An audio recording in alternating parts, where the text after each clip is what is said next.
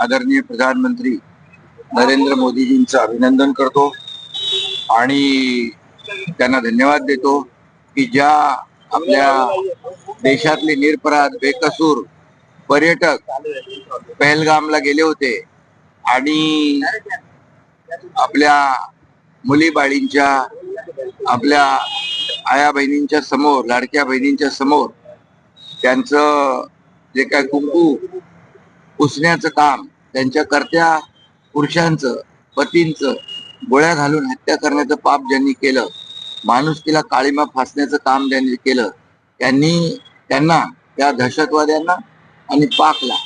आदरणीय प्रधानमंत्री आम्ही अगोदरच सांगत होतो, आदरणीय प्रधानमंत्री जशाच तसं उत्तर देतील